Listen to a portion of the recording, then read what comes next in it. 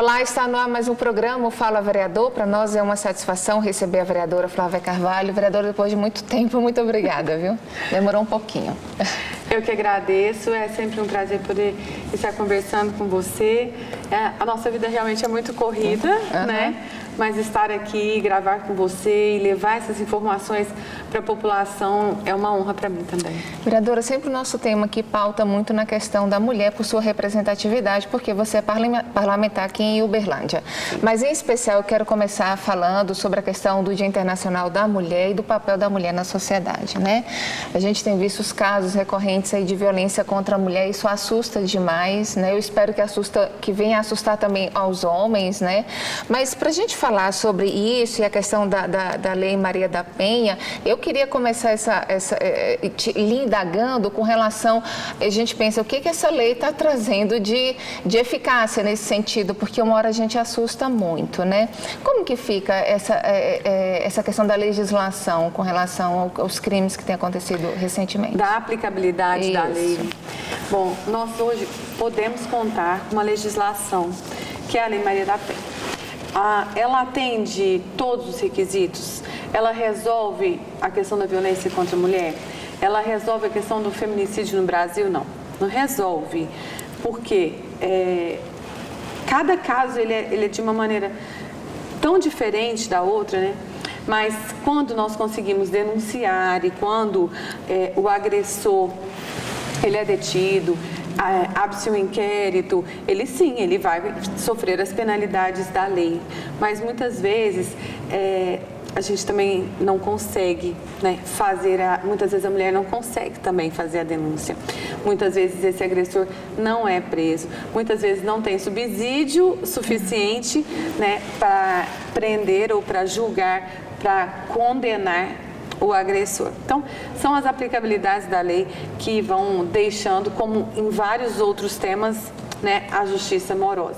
Mas o fato de nós podermos contar com uma lei, isso já é um benefício muito grande, né, nessa nossa luta contra a violência. Com certeza ela foi disseminada, ela hoje está aí nas delegacias, existiram delegacias especializadas, não é? Mas como que fica a questão da mulher com relação a essas coisas, a esses fatos recorrentes? Você, no caso, é casada, né? O que a gente começa a pensar assim, o que poderia evitar situações crimes tão bárbaros, né? A gente consegue refletir nesse sentido? Bom, eu penso que o primeiro passo para que nós possamos conseguir caminhar no sentido da erradicação contra a violência é o empoderamento da mulher. A partir do momento em que você dá às mulheres, a todas as mulheres, principalmente as mulheres que vivem em condição de vulnerabilidade social, a condição do estudo, a condição da qualificação profissional, a condição da autoconfiança, e a partir do momento em que essa mulher ela tem condições de se sustentar e sustentar a sua própria família, ela também tem uma autonomia para se distanciar muitas vezes do agressor. Porque muitas das violências, elas não começam com um tapa. A primeira violência, ela nunca é a do tiro, né? Ela vem ali numa sequência. Ele começa humilhando a mulher, ele começa tolindo, e ela começa muitas vezes com um ciúme, ele proíbe a mulher de sair, ele proíbe a mulher de trabalhar fora, e cabe à mulher aceitar ou não. E tem gente, e as pessoas falam isso, e muitas vezes eu fico me imaginando quanto as pessoas falam sem pensar, né? Quantas vezes você, nós já ouvimos falar, a mulher estava apanhou porque gosta. Que isso? Quem é que gosta de apanhar? Ninguém gosta de apanhar. Só que muitas vezes a mulher se submete a determinadas situações porque ela olha ao redor, ela tem 2, 3, 4 filhos para criar. Ela não tem uma profissão, porque por muitos anos da vida dela, aquele homem aniquilou a vida dela. Ele não deixou que ela trabalhasse fora, ela casou cedo, engravidou cedo, né? Ela não construiu uma profissão ou abandonou tudo para cuidar dele, da família, e aos poucos esse homem foi matando essa mulher. Antes do tiro, ele foi matando ela aos poucos, psicologicamente. Então, eu penso que tudo é uma sequência. Mas o primeiro passo para nós trabalharmos a questão da erradicação à violência contra a mulher é nós trabalharmos o empoderamento da mulher. Isso passa pela educação, né? A Câmara de Uberlândia, ela fez esse mês, fevereiro, março, ela veio trabalhar o quê? A questão da adolescência, né? A gravidez na adolescência, que eu acho que é um ponto que tem que ser trabalhado muito com as meninas, né? Você engravidar muito nova vai te fazer, sim, mais submissa, vai fazer com que você, às vezes, tenha menos projeção a uma carreira profissional, a uma independência financeira, a uma independência psicológica. Aí vem da questão da autoconfiança, né? E aí você vai trabalhando só aos poucos. A partir do momento em que você consegue sustentar os seus filhos, você consegue se sustentar, você também vai começar a dizer não. Você vai entender que o grito do seu parceiro, que a humilhação do seu parceiro, que você não precisa, né? Que é hora de dizer um basta, chega, não, eu não preciso. E aos poucos você vai se afastando. E com isso você também vai aprendendo a sair de determinadas situações. Eu acho que o conhecimento, ele traz isso para a mulher. O empoderamento, ele traz essa força para a mulher, para ela também ir se afastando e buscando outros caminhos. Eu acho que tem que ter também aí a questão do despertar do diálogo. Sim. Não é? Porque do envolvimento da família, daquele lá não ser tão distante, daquele casal não ser tão distante, não é? Entendeu? Eu acho que o foco principal também tá nesse momento, pelo que tem acontecido, a gente pensa assim, olha, tem envolvido também diferentes classes sociais. Sim. Então, é a questão desse envolvimento. E quando você fala isso, e eu até falei da questão do empoderamento da mulher, e nós temos que lembrar que é um conjunto mesmo. Esses dias nós tivemos uma médica assassinada dentro, praticamente, né, na porta do hospital em Araguari. Isso. Então, assim, é uma médica, então ela era uma mulher formada, ela estudou, né, de boa família e tudo. Então, não quer dizer que o fato da mulher ter uma formação profissional deixa essa mulher livre da violência, não. Mas dá mais condições a ela dela se ver livre. Agora, o convívio familiar, a aproximação com a família, isso é muito importante. E se nós pararmos para pensar, e as famílias trazem muito esse relato depois que perdeu a filha, né? De que depois que começou a namorar, que quando casou, que aquela pessoa ela foi tirando aquela mulher da família aos poucos. Quando isso acontece, é um sinal para que a gente fique alerta. É um alerta. Vale a dica. Quer dizer que ele vai fazer alguma maldade? Não. Mas se existem índices muito sérios com relação a isso, vale que a gente, né, que nós possamos fazer uma reflexão. Vale a dica, não é regra, né? Mas tem isso de estudo aí. É verdade. O verbo é esse mesmo, refletir, né? Reflexão. Isso mesmo. Vereadora, vamos falar agora rapidamente também sobre a questão do fórum, terceiro fórum das pessoas com doenças raras, que acontece aqui em promoção de sua iniciativa aqui na Câmara Municipal. Esse fórum, eu acredito, quando o governo federal abriu esse espaço todo para as pessoas com deficiência, foi a primeira coisa que eu pensei. A Câmara Municipal já vinha há um tempo já trabalhando com isso, abrindo espaço para o debate, ainda que as questões das evoluções fossem mais difíceis. Porém, agora, com essa abertura do governo, principalmente com relação às pessoas com deficiência visual e também a questão da AME, né, o Esperança aí para as crianças, eu acredito que vocês estão começando a ter uma vitória. Sim, eu penso que há 4 anos nós começamos o primeiro debate aqui na Câmara, né? Nós criamos a lei, fizemos um encontro onde trouxemos para estar... O que te motivou na lei, rapidamente?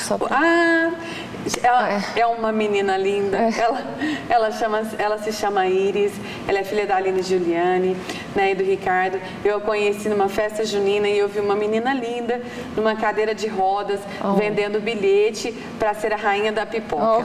E aquela cena foi assim... impactante, né, muito, muito bonito, e eu quis conhecer aquela história, e aí foi onde eu me aproximei dela. E aí depois eu conheci a Carolina Cordeiro, mas eu já conversava com a Aline, e aí conheci a Carolina Cordeiro, o Pedroca, e junto com as duas eu falei, vamos fazer uma lei, vamos trabalhar sobre isso, vamos falar sobre as doenças raras. Era necessário falar sobre... Naquele momento nós não sabíamos o que nós tínhamos de doenças raras em Uberlândia, onde estavam os doentes raros, porque eles são raros, mas são muitos. Mas onde eles estavam? Quem eles são? Onde eles viviam? Nós não tínhamos nada disso. Então, nós fizemos um primeiro encontro, e trouxemos os geneticistas da UFO, os pediatras, neurocirurgiões, trouxemos vários órgãos para começar a conversar sobre isso. Fizemos aí depois tivemos o primeiro fórum, o segundo fórum, e esse foi o terceiro fórum.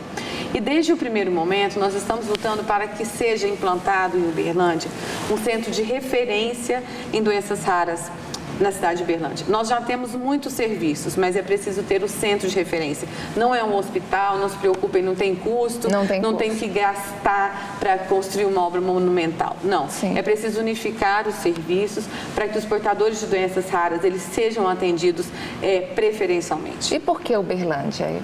Porque só em Uberlândia, várias cidades do Brasil já tem. Pra você ter uma noção, Brasília já tem 2, né?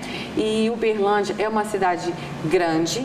E em Uberlândia nós temos aproximadamente 50 mil casos, 50 mil pessoas com doenças raras. Diagnosticadas com doenças raras. É um número muito grande. É muito alto. E um diagnóstico, quando nós pensamos que um diagnóstico em doenças raras, ele leva em média 5 anos, e que muitos doentes e que muitos portadores de doenças raras, nós os perdemos antes do diagnóstico. Então, assim, é preciso correr contra o tempo, é preciso ter empatia, se colocar no lugar dessas famílias. O desespero é muito grande, eles precisam saber onde buscar ajuda, então nós precisamos do centro de referência. Essas famílias, elas têm um empenho muito grande com essas crianças, né? Muito grande. Sim, eles conhecem o verdadeiro significado do amor incondicional. Eles lutam dia e noite, eles não lutam só pelo filho deles, né? O que eu acho muito lindo. Tem muitos pais e mães que, inclusive, já perderam os seus filhos, mas não deixam de lutar. Eles continuam lutando pela causa, eles continuam lutando pelos doentes raros, pelos portadores de doenças raras, para que outras crianças tenham vida. E não acontece só com criança, viu? Tem doença rara que ela acontece também aí na fase adulta, né? É diagnosticado mais tarde. Eu acho impressionante nesses pais, mesmo sabendo que os filhos têm uma imunidade baixa, eles lutam para que essas crianças não adoeçam. Lutam para que eles não adoeçam, lutam para que eles tenham uma vida de alegria, com qualidade de vida. Essas crianças, elas dançam, elas têm aula no conservatório, eles fazem ecoterapia, eles fazem hidroterapia, eles dançam, eles correm, eles têm sempre um sorriso no rosto. Verdade. E esses pais transmitem para todos nós o sentimento mais lindo do mundo, que é o da esperança. É verdade. Então, nós temos que nos unir a eles, nós temos que ajudar essas famílias, nós temos que empenhar todos os nossos esforços. Vereadora, e a questão do governo federal com Esperança? Sim. É uma abertura, né? Sim, eu falo que nós estamos caminhando muito bem, tanto Uberlândia, que nós já tivemos uma audiência, né? Nós estamos com o Dr. Kleber do Ministério Público, tem sido fantástico, já moveu uma ação. E nós já tivemos uma audiência, então o Centro de Referências em Doenças Raras, ele vai acontecer, né? Já está nas mãos do juiz, já teve uma audiência, vai acontecer um outro momento. E então o Uberlândia também está sabendo. E o governo federal, com essa nova gestão, com o novo governo, ele abriu o olhar para os raros. Porque até então, né, parecia que os raros não existiam no Brasil. E eles são muitos, mas parecia que não existia no Brasil. Veio agora uma notícia muito boa, que é a liberação do Esperança para os portadores da AME, né, que é a atrofia medular espinhal. Porém, a nossa luta agora, inclusive, está rolando um abaixo-assinado, e quem puder, vai lá, assina, dê a sua opinião, né? Porque, o que acontece? Foi liberado para todos os portadores da atrofia medular espinhal, mas fizeram uma portaria, né, limitando a idade. E isso não pode acontecer. Todos têm que ter o direito. A Esperança é para todos que têm atrofia medular espinhal. Até porque, como foi falado, o diagnóstico aí, o diagnóstico é muito demorado, né? O diagnóstico é demorado. E o Esperança, ele é a esperança, né, das pessoas com AME. É verdade.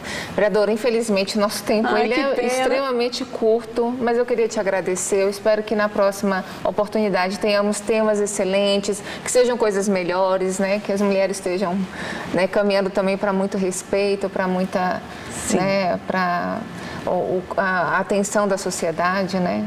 Sim, eu te agradeço mais uma vez, agradeço o momento, agradeço a oportunidade de estar falando com vocês, né? Acompanhe as nossas redes sociais, os nossos trabalhos também estão sempre lá, o gabinete também está sempre de portas abertas. Que bom. E o que eu puder ajudar lutando por essas causas, tanto na luta